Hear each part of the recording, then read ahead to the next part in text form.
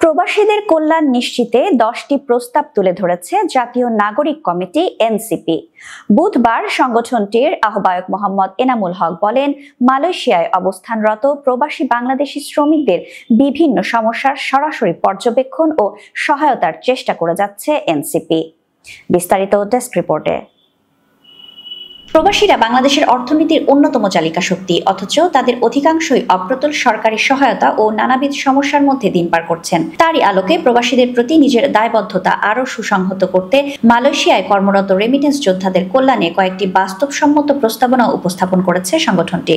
প্রস্তাবনার মধ্যে রয়েছে, রেমিটেন্স যোদ্ধার মৃত্যুর পর মরদেহ দেশে পাঠানোর দায়িত্ব রাষ্ট্র নেবে, বৈধ পথে রেমিটেন্স প্রেরণকারীদের জন্য ইন্স্যুরেন্স পলিসি চালু করা, বিমান ভাড়া কমানোর উদ্যোগ ও সিন্ডিকেট ভাঙা, প্রবাসী সহায়তা সেল প্রতিষ্ঠা, বিনামূল্যে আইন সহায়তা, skill development training, Bangladeshi school ও সংস্কৃতি কেন্দ্র প্রতিষ্ঠা, ডিজিটাল হেল্প ডেস্ক বা অ্যাপ চালু, প্রত্যাবর্তনকারী শ্রমিকদের পুনর্বাসন, রিক্রুটিং এজেন্সিগুলোর জবাবদিহিতা।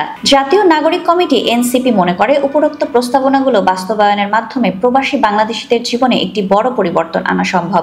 প্রবাসীরা দেশের অর্থনীতিতে যে অবদান রাখছেন তার যথার্থ সম্মান ও স্বীকৃতির অংশ হিসেবে এসব পদক্ষেপ গ্রহণ জরুরি। এই প্রস্তাবনাগুলো বিবেচনায় নিয়ে দ্রুত বাস্তবায়নের উদ্যোগ গ্রহণ করতে বর্তমান ইউনূস সরকারের প্রতি আহ্বান জানিয়েছে জাতীয় নাগরিক কমিটি এনসিপি মালয়েশিয়া চ্যাপ্টার।